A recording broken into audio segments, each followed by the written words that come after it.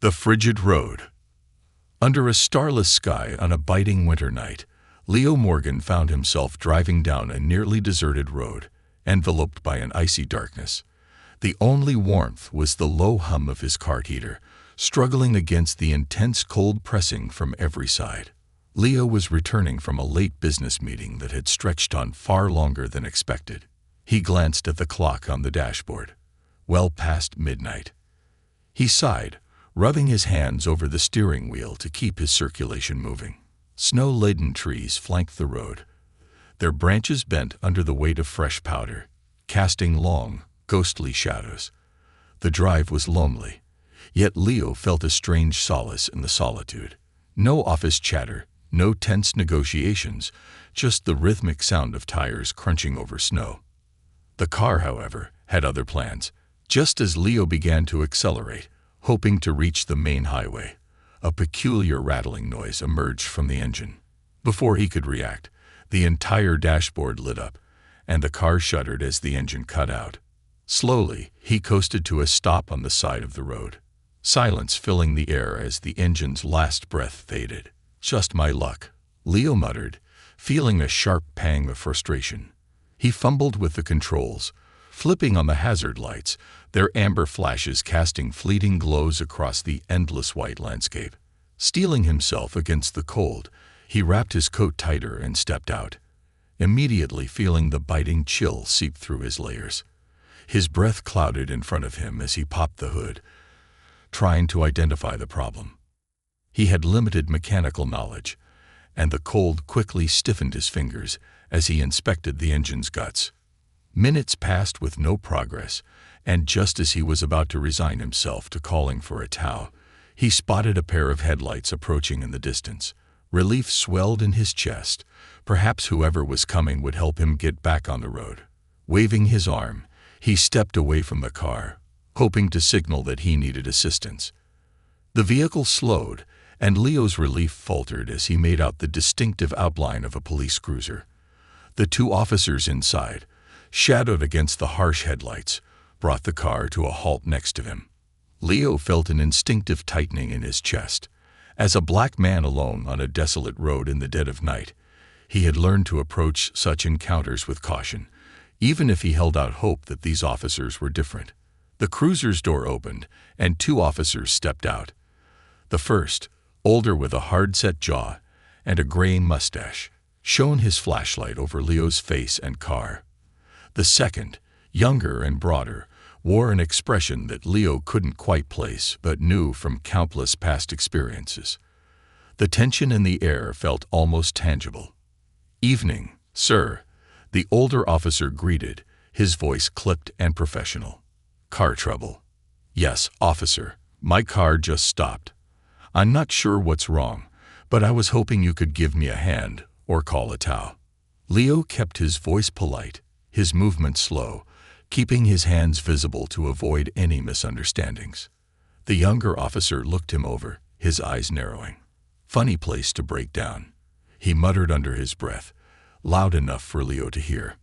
Leo forced himself to ignore the comment, focusing on keeping his tone steady. "I was just coming back from the city. Had a meeting that ran late," he explained. The officers exchanged a look that made Leo's skin prickle. The younger officer smirked, folding his arms across his chest. "Alone on this road, this late? You sure have an interesting story." "Just trying to get home, officer," Leo replied, biting back his frustration. Years of experience had taught him not to show impatience or defiance. He knew too well that any hint of resistance could escalate the situation. The older officer stepped closer, shining his flashlight directly into Leo's face, forcing him to squint. "Mind telling us what exactly you're doing out here? This is no place for a late-night drive." Leo clenched his jaw, feeling the tension coil within him. "As I said, I was returning from a business meeting. My car broke down, and I'm just trying to figure out how to get back on the road." The officer didn't soften. If anything, his stance grew colder. "Let's take a look here," he said, stepping around Leo to peer into his car. Without permission, he swept his flashlight across the seats and floor, as though he expected to find something incriminating. Leo's patience frayed as the officer inspected his personal space without so much as an explanation. "Is there a reason you're searching my car?" he asked, struggling to keep his voice respectful. "Just routine," the officer replied with a hint of condescension. "It's not every night we find someone like you out here now, is it?" The implication cut through the thin night air, and Leo felt his stomach tighten. He had encountered this attitude too many times before, and the anger simmered beneath his calm exterior. Yet he knew better than to push back.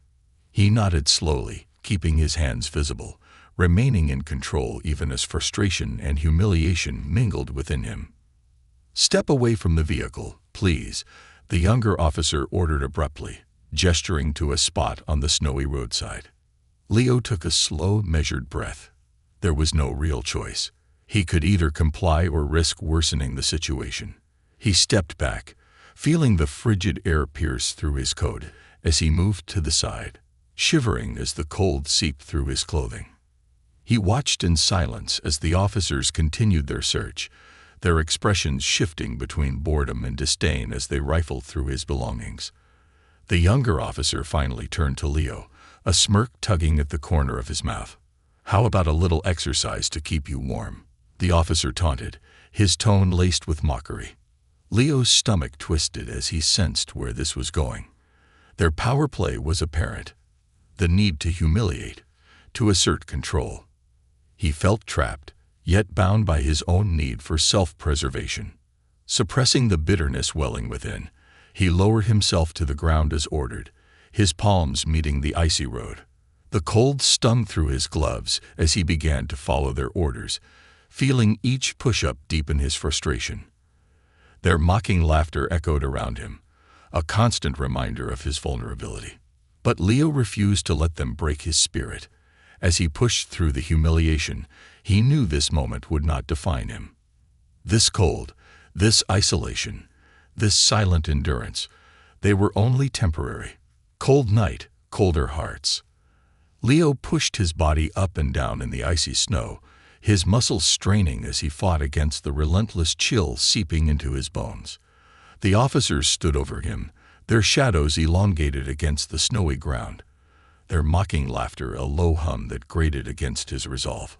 Each push-up felt heavier than the last, not because of physical exhaustion, but because of the weight of humiliation bearing down on him.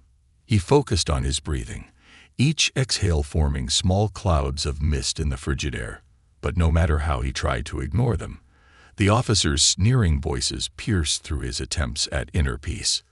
"Look at him," sneered Officer Garrett, the older of the two, with a hard smirk tugging at his lips. "Trying so hard. Wonder if he's doing this to impress us." The younger officer, Stevens, let out a snort, adding in a mockingly sympathetic tone, "Aw, maybe he thinks he'll get a medal for this. Or maybe just a nice warm bed." His tone shifted, dripping with contempt. "Not tonight, buddy. Keep going. You're just getting started." Leo gritted his teeth, resisting the urge to snap back. He was too aware of the power these men held in this moment, and the reality of what could happen if he retaliated in any way. He had experienced enough subtle, and not so subtle, discrimination in his life to know that defiance could escalate the situation dangerously fast. Instead, he channeled his frustration into each movement, letting the cold sting his palms and the strain burn his muscles as he lowered himself down, then pushed himself up again. After what felt like an eternity, Leo's breaths were shallow and ragged, the cold air tearing at his lungs. His fingers were numb, his hands barely gripping the ground beneath him as they sank into the snow. Yet he forced himself to continue, each movement fueled by a quiet, simmering resolve not to give these men the satisfaction of seeing him break. Had enough.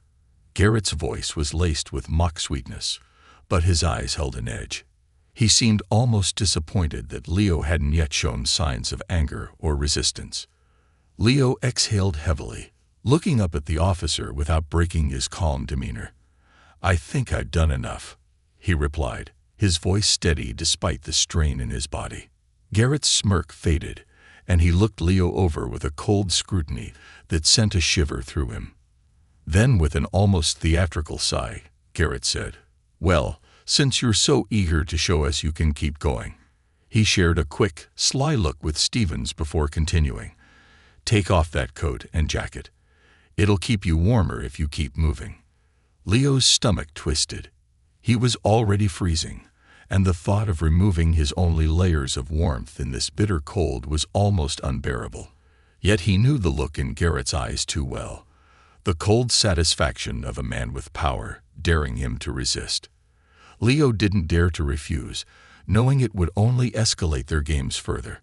So, with numb fingers, he slowly unbuttoned his coat and jacket, shrugging them off and placing them on the ground. The cold bit into him immediately, gnawing at his skin and making his teeth chatter involuntarily. The officer shared a smirk, clearly pleased with his compliance. Stevens, leaning against the hood of their cruiser, crossed his arms. "Now that's more like it. See, this is what respect looks like." His voice dripped with mock appreciation. Without another word, Leo resumed his push-ups, feeling the cold sting of snow biting into his palms and the chill sinking deeper into his core with each repetition. He focused on each movement, trying to block out their taunts and laughter. He thought of his family, the sacrifices they had made to bring him up with dignity and respect, the values they instilled in him even when the world seemed eager to strip those things away. He could almost hear his mother's voice in his mind, urging him to stay strong, to remember his worth. Finally, after a long, drawn-out silence punctuated only by Leo's strained breathing, Garrett spoke up again, his voice sharper, cutting through the cold night air like a blade. "All right, I think you've had enough exercise for tonight," he drawled, though his tone suggested he didn't feel Leo had been punished nearly enough. Leo pushed himself to his feet, his legs shaky and his body trembling from the cold. He reached down, his hands numb, to pick up his coat and jacket, hoping that the worst of this ordeal was over. But as he straightened, Garrett stepped closer, his expression hardened, his eyes dark and menacing. "A guy like you," Garrett said quietly, his voice carrying a menacing edge, "should be careful out here all alone at night." He took a step closer, invading Leo's personal space, making it clear that he was enjoying this moment of intimidation. "Accidents happen, you know. Slips, falls. I've seen it all." Leo's heart hammered against his ribs. He knew too well the weight of those words, the unspoken threat they carried. He met Garrett's gaze, refusing to let the officer see any trace of fear. His silence was his only form of resistance, a refusal to play along with their twisted power game. Stevens chuckled from behind Garrett, his voice low and mocking. "Consider yourself lucky we're in a generous mood tonight. If it weren't for that..." He trailed off, shrugging as though the consequences would have been self-evident. Just when Leo thought they were finally done, Garrett gave him one last order. "Get back in your car and stay there until a tow truck shows up. And don't let us see you out here again." Leo nodded silently, swallowing back the anger and humiliation churning within him. He slipped his coat and jacket back on, feeling the residual warmth of the fabric only slightly dull the sting of the cold. He climbed back into his car, closing the door behind him and letting out a shaky breath. The officers lingered for a few moments, casting him one last, contemptuous look before climbing back into their cruiser and pulling away, their flashing lights casting fleeting shadows as they disappeared into the night. Inside his car, Leo let himself feel the exhaustion, the anger, the helplessness that he had bottled up. His body ached, his skin felt raw, and the biting cold still clung to him like a second skin. But beneath the humiliation, a quiet resolve began to take shape. He wouldn't let this go. He couldn't let this go. He had endured too many moments like this, too many quiet humiliations, too many unspoken slights. This time, he decided, things would be different. He reached for his phone, his fingers still numb and shaking from the cold. He would document this experience, every cruel detail, every taunt and sneer. There had to be a way to make his story known, to ensure that these officers were held accountable. He would find a way to turn this night of humiliation into a rallying cry for justice. As he sat in his car, waiting for the tow truck, he allowed himself to imagine the possibilities. Perhaps he would reach out to his civil rights organization, share his story with the press, or even seek legal counsel. He didn't know how, but he knew he would find a way to seek justice, not just for himself, but for others who had endured similar injustices in silence. Leo's mind raced with thoughts of his family, his friends, the people who would stand by him if he chose to speak out. He knew the road ahead would be difficult, filled with skepticism and resistance, but he also knew he couldn't let the fear of repercussions keep him silent any longer. As the first glimmer of dawn crept over the horizon, casting a pale light over the snow-covered road, Leo felt a strange sense of peace settle over him. He had endured the night's cruelty, but he had come through it with his spirit intact, his resolve only stronger. And in that quiet moment, he made a vow to himself. He would turn this experience into a fight for change, no matter how difficult or painful it might be. He glanced out at the empty road one last time, the memory of the officers' sneering faces fading into the background of his thoughts. They had left him feeling humiliated and powerless, but as the dawn broke, he realized they hadn't truly taken anything from him. His strength, his dignity, his sense of self, those were his to keep, unbroken and untouchable. And with that quiet resolve, Leo waited for the tow truck, knowing that he would turn this dark night into a brighter dawn, not just for himself, but for anyone who had ever faced the cold indifference of injustice. The quiet battle begins. Leo's eyes scanned the early morning light filtering through the trees as he sat in his car, the chill finally ebbing as he pulled his coat tighter around him. He had been awake for hours, his mind racing through the events of the night and the choice that lay before him. His heart was still heavy with anger, and despite the warmth of the car, a deep chill seemed to have taken residence within him. This wasn't the first time he'd encountered a twisted display of authority, but something about the officers' smug cruelty, the way they had forced him into submission on that icy road, had left a mark on him that wouldn't fade. A slow rumble broke the silence, and in his rearview mirror, Leo saw the headlights of a tow truck approaching, its yellow lights flashing softly as it came to a halt behind his car. Leo got out, meeting the driver's concerned gaze as he approached, his boots crunching over the frozen snow. "Mornin'. You all right there?" The driver, a sturdy man in his 50s with a warm voice, asked as he glanced at Leo's car, then back at him with a worried look. Leo was certain his tired, worn appearance didn't hide the toll of the night's ordeal. "Yeah, just a rough night," Leo replied, forcing a tight smile. He handed over his car keys, watching as the driver prepared to hook up the vehicle. He hesitated, then added, "Some cops pulled over to help earlier. Not the friendliest encounter." The driver paused, his brow furrowing. "I see," he replied, his voice carrying an understanding edge. "I've heard stories about this area. Not everyone's lucky enough to get real help, if you know what I mean." He gave Leo a knowing look, then resumed his work. For the remainder of the short drive to the nearest auto shop, they rode in silence, a weighty understanding hanging between them.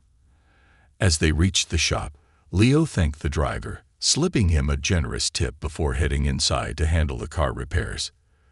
The tow driver offered a respectful nod as he left, his simple kindness a balm to Leo's weary spirit. Once he had arranged for the repairs, Leo walked to a nearby diner, seeking the warmth of a hot coffee and a quiet place to think.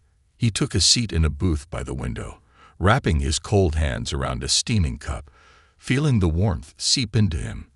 Around him, the din of morning chatter, clinking cutlery and muffled laughter created a comforting, normalcy-filled atmosphere, a sharp contrast to the events of the night.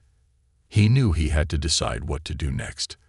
The anger from the night before simmered under the surface, pushing him toward action. He thought about his family, the sacrifices they had made to create a future of respect and dignity for him. They had taught him to walk with pride, to endure adversity without letting it define him. But they had also instilled a sense of justice in him, a belief that when wronged, one must not stay silent. Leo reached for his phone and opened his camera roll, viewing the brief, blurry video he had managed to record. The officers' voices were faint but audible, their taunting words and his shivering breaths painfully clear. It wasn't much, but it was a piece of the truth, proof of the humiliation he'd endured. He considered posting it online, exposing their behavior to a broader audience, but he knew that a single video might not be enough. Instead, he decided to start by contacting his attorney. While he had never needed legal help for anything like this, he wanted guidance on the best way to handle the situation. He found himself scrolling through his contacts, his finger pausing over the name of a longtime friend, Jasmine Carter. Jasmine was a civil rights attorney with years of experience fighting cases of harassment and discrimination. He hadn't spoken to her in some time, but he knew that she would understand the gravity of what had happened. Leo took a deep breath and pressed the call button, listening to the phone ring as he stared out the window, watching the early risers scurrying through the snow. Finally, Jasmine picked up, her voice warm and familiar. "Leo, it's been a while." She greeted him, a note of surprise in her tone. "Hey, Jasmine," he replied, his voice sounding more weary than he intended.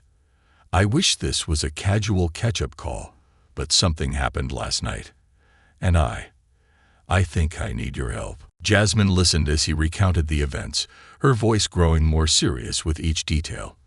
By the time he finished, she was silent for a moment, processing everything he had told her. "Leo, what they did to you is not just unethical. It's abuse of power.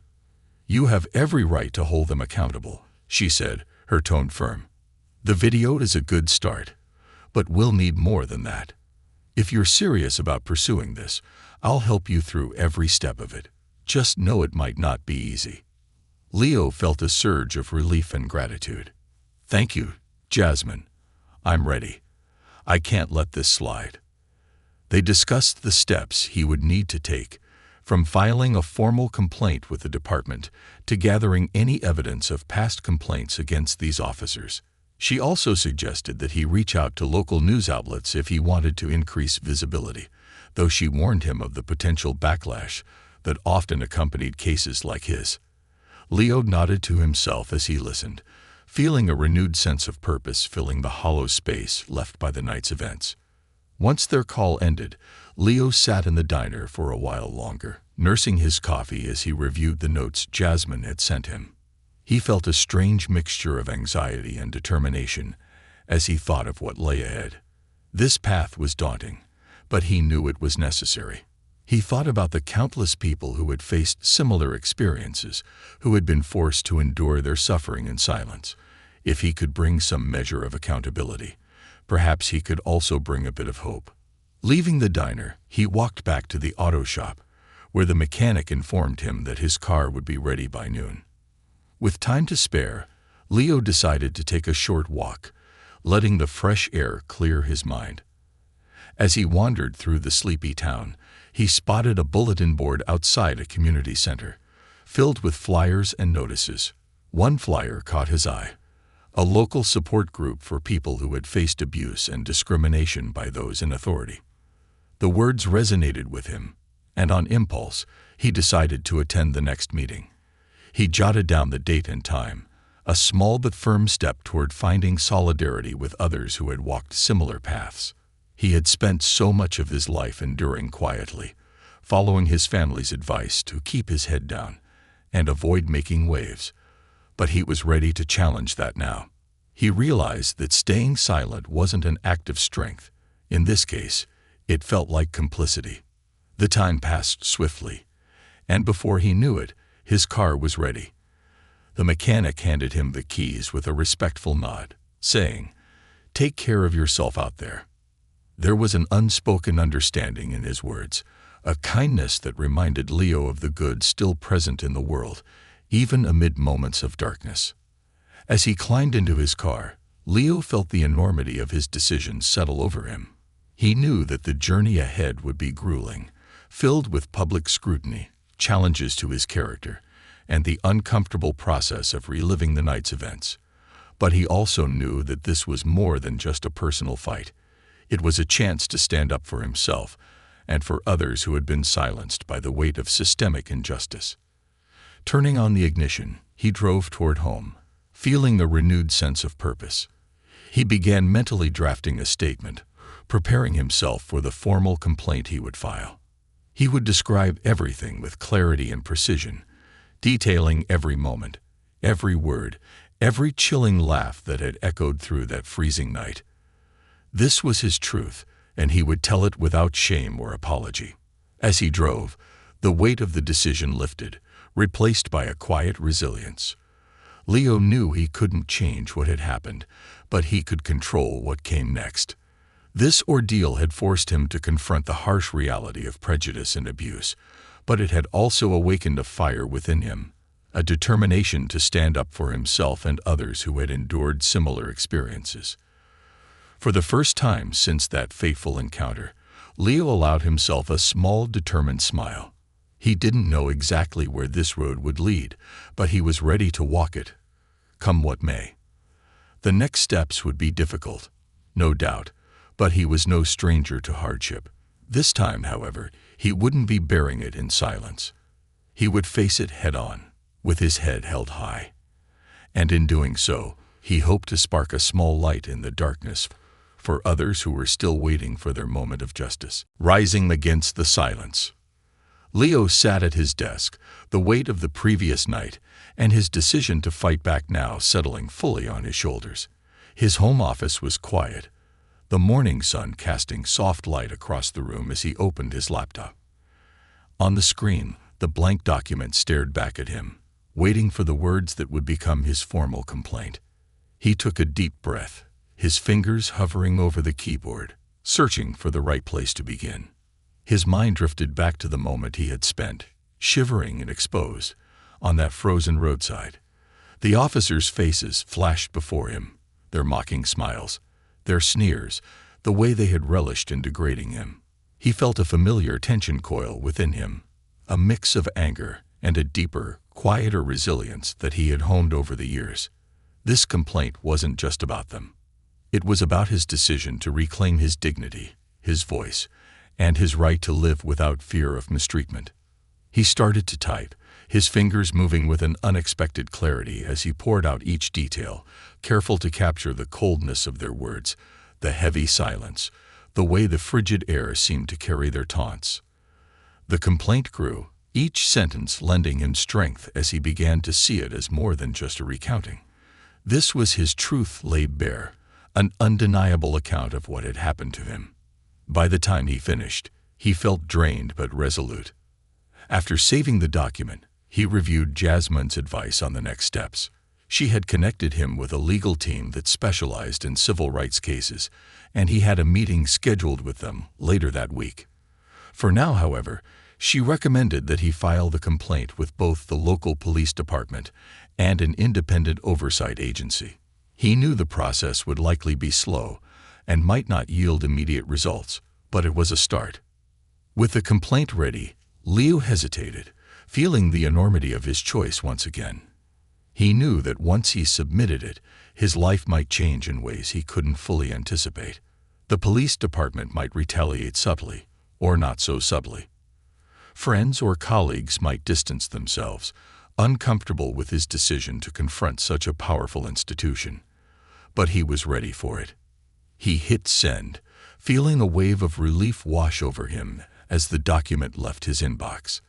The silence was broken, and his voice was finally out there, demanding to be heard. As the hours passed, Leo prepared for the next steps.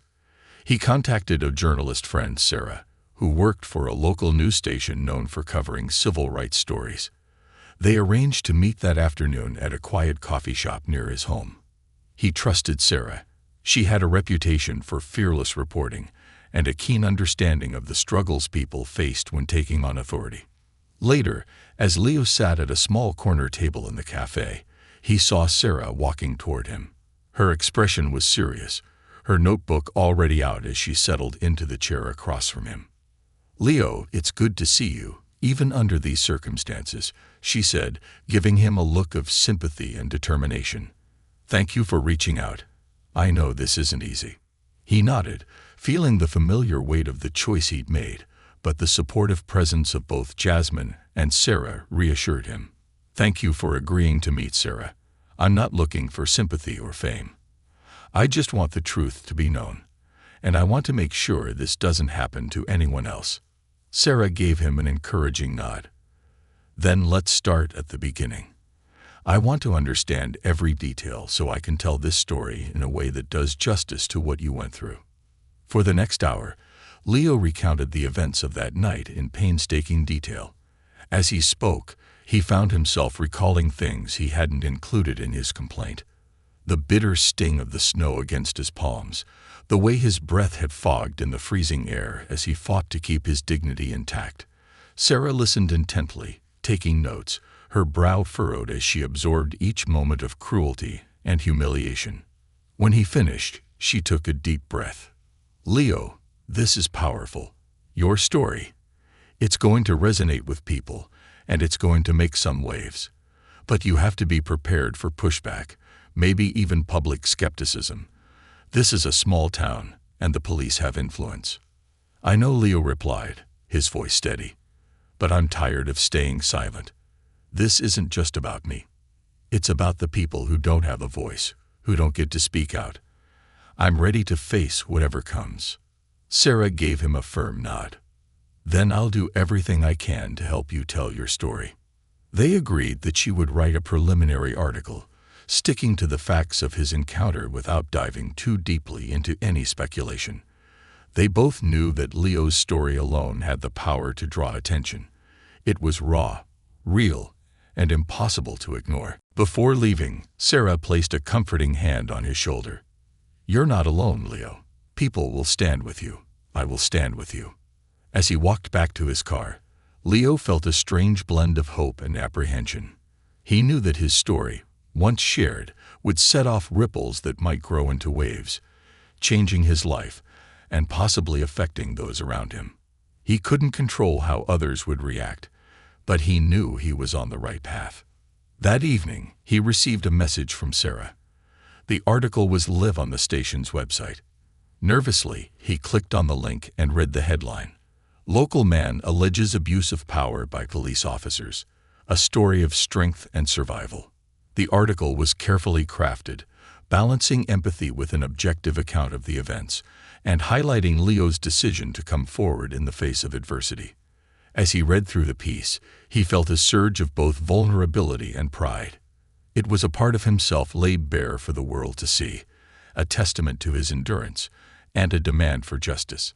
He scrolled down to the comments section, bracing himself for both support and criticism. There were responses from people of all backgrounds, some offering words of solidarity, others expressing doubt or outright hostility. One comment, however, stood out to him. "I went through something similar. Thank you for speaking up, Leo. You're giving me hope." That single line brought a lump to his throat. For so long, he had felt isolated by his experiences, like he was carrying the weight of his struggles alone. But this comment reminded him that he wasn't alone, that others had endured similar injustices, and that his voice could be a catalyst for change. The days that followed were a whirlwind. Calls poured in from local organizations, support groups, and other individuals who shared their own stories of mistreatment. Leo felt both overwhelmed and uplifted by the response. A civil rights organization even reached out, offering additional resources and legal support for his case. He also heard back from the police department, which had opened an internal investigation into the incident. Leo knew better than to put too much faith in an internal review, but the mere fact that they had to acknowledge his complaint was a small victory. On the night of his scheduled support group meeting, Leo found himself sitting in a circle of strangers, each of whom carried their own heavy stories. As he listened to others speak of their experiences with mistreatment and prejudice, he realized the importance of these connections. He wasn't just fighting for himself. He was part of a larger movement, one that refused to let injustice go unanswered. When it was his turn to speak, Leo shared his story, his voice steady as he recounted the events. The group listened in respectful silence, nodding in understanding as he spoke. One by one, they shared their own stories of resilience, of the strength they found in speaking up, of the courage it took to confront a system that often worked against them. The meeting ended with a sense of solidarity that left Leo feeling lighter than he had in days. He left the community center with a newfound determination, knowing that whatever happened, he would continue to fight, not just for himself, but for all those who had been silenced. As he drove home, he thought back to the officers on that dark road, the coldness in their eyes as they forced him to strip away his dignity, thinking he would stay silent, that he would retreat into himself. But they had underestimated him. They hadn't seen the fire beneath his calm exterior, the strength that came from years of resilience. This was only the beginning. Leo was ready for whatever came next. He would stand up, speak out, and fight for justice, knowing that in doing so, he was not only reclaiming his voice, but helping others find theirs as well. And as the city lights reflected in his rearview mirror, he felt a strange sense of peace settle over him. He had finally found his path, and he knew he wouldn't walk it alone. The echoes of resilience. A week had passed since Leo's story hit the local news, and the effects were more profound than he could have anticipated. The article had ignited a wave of reactions that rippled through the small town, stirring up both support and scrutiny. Friends and strangers alike reached out, their messages pouring into his phone and email, some expressing outrage and encouragement, others veiled with doubt or dismissal. Yet amid the chaos, Leo felt anchored by a newfound sense of purpose and community. He had struck a nerve, shedding light on a reality that too many people had faced alone. His days became a whirlwind of meetings and calls. Jasmine, his attorney friend, had connected him with her law firm's civil rights division, which specialized in cases of police misconduct. She also arranged for him to meet with additional advocacy groups that could amplify his voice and provide resources for the road ahead. His small act of defiance on that frigid night had grown into a movement larger than himself, and he realized now that he had to carry this through to the end. The police department, however, was less than welcoming. They had issued a brief defensive statement claiming that an internal investigation was underway, a statement filled with standard assurances of transparency and a commitment to upholding public trust. Leo knew better than to put much faith in those words, yet he sensed that his complaint, and the public attention it brought, had struck a chord of discomfort within the department. He could feel their unease, and it only strengthened his resolve. That evening, Leo prepared to attend a town meeting organized by a local activist group called Justice Together. The group had reached out after his story broke, offering their support and a platform to share his experiences directly with the community. Leo had been hesitant at first. Speaking about that night was painful, and reliving the humiliation was an emotional toll he wasn't sure he was ready to pay again. But he also knew that these gatherings were crucial steps toward change. This was his opportunity to bring his story to life in a way that no article or statement could, to show the community the human cost of unchecked power. As he arrived at the community center, he saw a small crowd gathered near the entrance, bundled against the cold as they chatted and huddled close. A mix of familiar and unfamiliar faces greeted him, people from different walks of life, united by a shared sense of outrage and solidarity. Some approached him, shaking his hand or offering words of encouragement, their faces lit with admiration.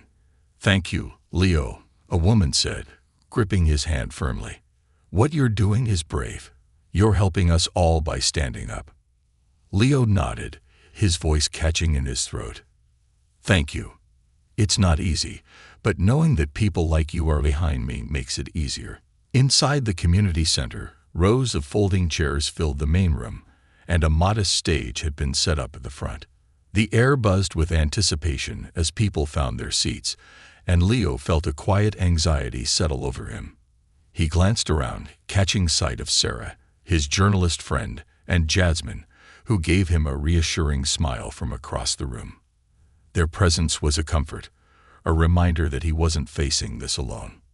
The meeting began with an introduction from the organizer, a soft-spoken man named Carlos who had dedicated his life to advocating for equality and justice. He spoke briefly about the importance of the gathering, framing it as an opportunity for the community to confront difficult truths and support one another in the pursuit of a fairer world. After a few other speakers, Carlos turned to Leo, gesturing for him to take the stage. Leo took a deep breath, feeling the weight of the room's attention on him as he stepped to the microphone. The silence was thick, expectant, the faces of friends and strangers alike gazing at him with a mixture of curiosity and sympathy. He started slowly, recounting the events of that night in clear, vivid detail. As he spoke, he felt a familiar pain settle in his chest, the memories flooding back with a clarity that was both unsettling and empowering. He described the frigid air, the way the officers had stripped away his dignity one taunt at a time, their laughter echoing through the silence. The crowd listened intently, their expressions shifting from shock to anger as he painted a picture of the abuse he had endured. When he finished, the room was silent for a moment, the weight of his words hanging heavily in the air. Then, slowly, applause filled the room, a wave of sound that grew in strength and warmth, enveloping him. He saw faces filled with tears, clenched fists, heads nodding in agreement. It was a moment of shared resilience, a collective acknowledgement of the struggles so many had endured. As the applause faded, a young man in the audience stood up, raising his hand to speak. "Leo," he began, his voice steady but laced with emotion. "Thank you for sharing your story. I've been through something similar, and for years I've felt like I was the only one. Seeing you stand up here, it gives me courage. It makes me believe that maybe we can change things." Leo nodded, feeling the young man's words resonate within him. This, he realized, was why he had come, not just for his own healing, but to create a space for others to find their voices, to know they weren't alone. The young man's words opened a floodgate. One by one, people began sharing their own stories of encounters with prejudice, injustice, and mistreatment. A woman spoke about her experience with a biased hiring manager who had dismissed her qualifications based on her race.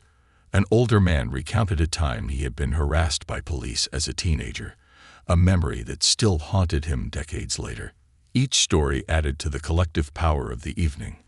A chorus of voices long silenced by fear and shame, now speaking openly, unburdened and united.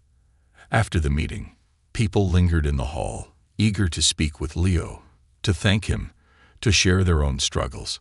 He found himself at the center of a circle of supporters, each one expressing gratitude for his courage and determination. Sarah approached him, her eyes bright with pride. "Leo, this was incredible. People are listening. You're helping them see what's been hidden for too long," she said, her voice filled with admiration. "Thank you, Sarah.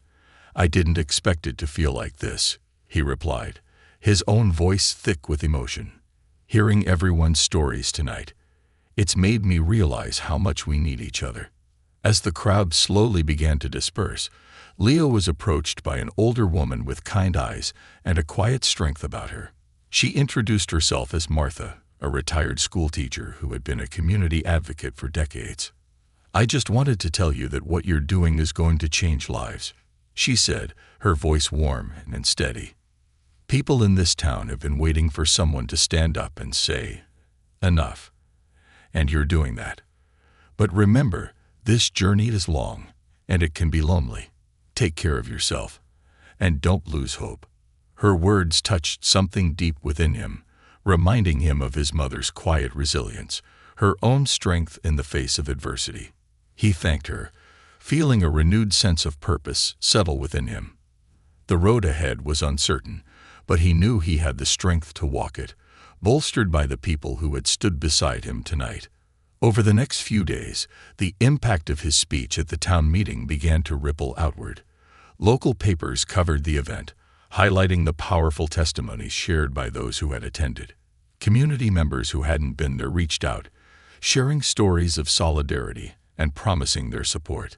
The town's small social media circles buzzed with discussions, debates, and calls for action. Yet, with the support came opposition. Leo began receiving anonymous messages, some filled with vitriol and accusations, others warning him to stay in his place or not make trouble. He knew this would happen. He had prepared himself for the backlash. But the words stung nonetheless, a reminder of the deeply ingrained biases he was challenging.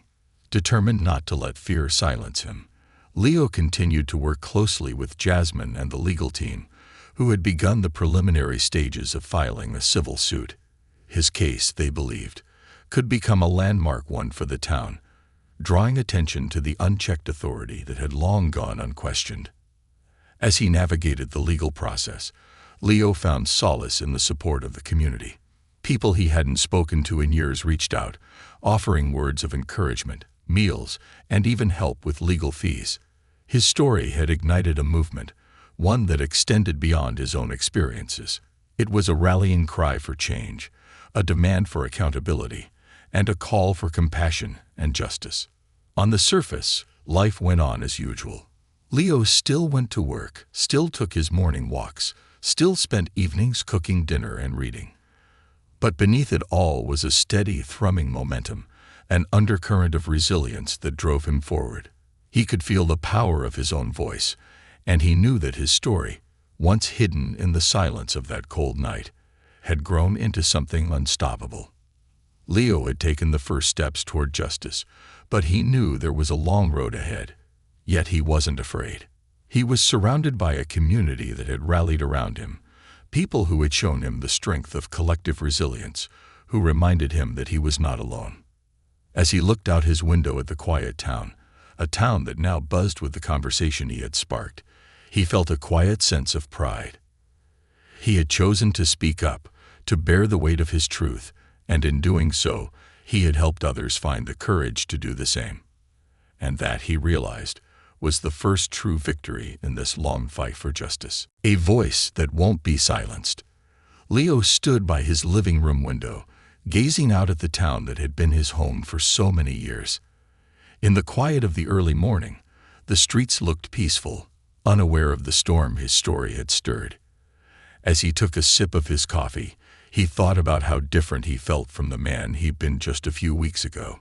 What had begun as an isolated, humiliating experience on a frozen road had transformed into a personal and communal battle for justice. Today was an important day. He and his legal team had arranged a press conference outside the courthouse, where they would officially announce the lawsuit against the police department. Media outlets, both local and regional, were expected to cover the event.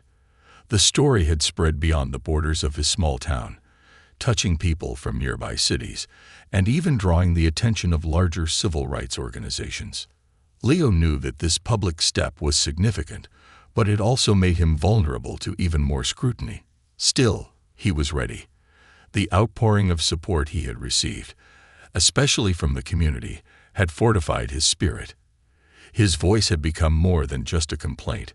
It was a rallying call for those who had endured similar injustices, and he felt a responsibility to carry it forward. As he prepared to leave, his phone buzzed with a text from Jasmine, reminding him that she'd meet him at the courthouse. He also received a message from Sarah, the journalist who had first published his story, letting him know she'd be covering the press conference as well.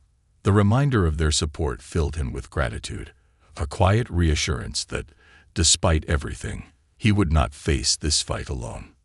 He stepped out into the crisp air, the sky overcast but bright, as if holding its breath along with him. As he arrived at the courthouse, he saw a small crowd had already gathered, supporters from the community, activists from Justice Together, and journalists setting up their cameras and microphones. He recognized familiar faces from the town meeting, people who had shared their own stories of struggle, pain, and resilience. They waved and nodded at him, their silent support adding to his resolve. Jasmine met him at the steps of the courthouse, her calm, determined presence grounding him as they exchanged a few final words. She reminded him that today's press conference was not just about his case, but about showing the world that these injustices would not go unchecked. As they approached the podium, Leo felt the weight of all the stories he had heard, all the voices that had come forward in the wake of his own. The memory of that freezing night still clung to him, but he no longer felt weighed down by the shame or anger it had once brought. Now, it was a reminder of why he was here, of the purpose that had carried him to this moment. Jasmine began the press conference, speaking with her usual poise as she introduced Leo and briefly outlined the lawsuit. She spoke clearly and passionately about the abuse of power that had led them to this point, emphasizing the broader implications of his case for communities across the state and beyond. When she finished, she turned to Leo, giving him a small nod of encouragement as he stepped forward to speak. The crowd fell silent as he looked out over the sea of faces, many of them unfamiliar yet supportive.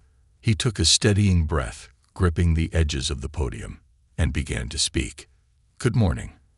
I stand here today not just as an individual seeking justice for myself, but as a voice for those who have been silenced, intimidated, and disregarded by the very systems that are supposed to protect us."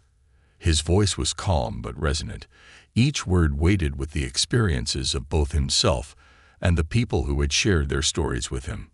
What happened to me on that road was humiliating, yes, but it was also a turning point.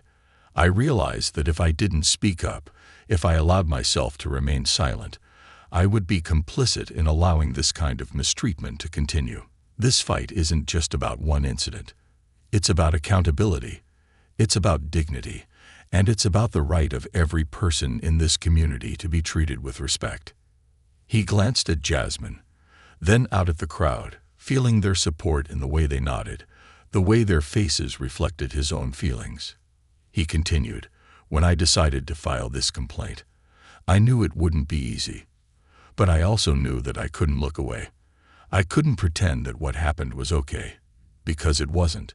And the response from this community, your support, your stories, has shown me that this fight is one that matters to all of us." He paused, letting the silence settle, before finishing. "I'm not here today just to seek justice for myself. I'm here to push for change, so that no one else has to go through what I did. So that when someone encounters those who hold power, they can trust that they will be treated with fairness and respect. Thank you for standing with me, for lending your voices to this cause. Together, we are stronger, and together, we will be heard." Applause erupted from the crowd, filling the cold air with warmth and solidarity. Leo felt a swell of pride and relief wash over him as he stepped back, Jasmine giving his shoulder a reassuring squeeze. He watched as the journalists leaned in, eager to ask questions, and he prepared himself to answer, his heart steady and his mind clear. A reporter raised her hand and asked, "Leo, what do you hope to achieve with this lawsuit beyond accountability for your specific incident?" Leo considered the question thoughtfully. "I hope that this lawsuit will bring about real, structural changes. We need accountability measures that ensure officers who abuse their power are held responsible. But we also need policies that promote transparency and trust between the police and the communities they serve. This isn't about taking down a system. It's about reforming it so it works for everyone." Another reporter spoke up.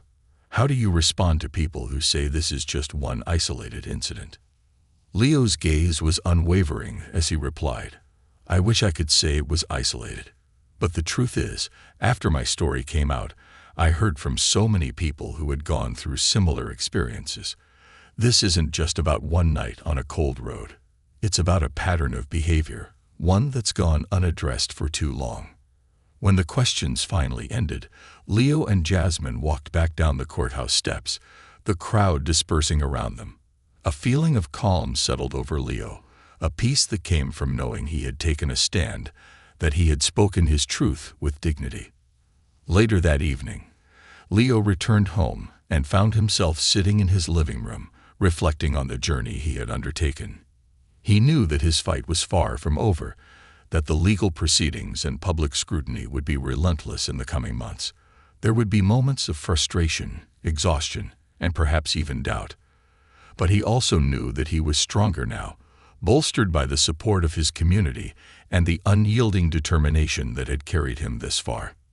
The next morning, His phone buzzed with a message from Martha, the retired teacher he had met at the community gathering. She had become a quiet yet steadfast ally, offering words of wisdom and encouragement when he needed them most. Her message read, "Leo, you are doing something many only dream of. You are demanding change. Keep going. Your voice is their strength." Leo felt a swell of gratitude and pride as he read her words, reminded once more of the importance of his fight. He was no longer alone. He had become part of a larger movement, a tapestry of voices woven together by shared pain, resilience, and hope for a future free from the shadows of injustice. As he closed the message, Leo felt a deep, unshakable conviction settle within him. This journey had transformed him, given him a purpose beyond himself. He had found a calling in the midst of pain, a path paved with both struggle and triumph. And as he looked out over his town, he knew that he would continue forward, no matter how long it took or how challenging the road became. His voice would not be silenced, and he would carry the stories of those who had suffered into the light, determined to see justice prevail.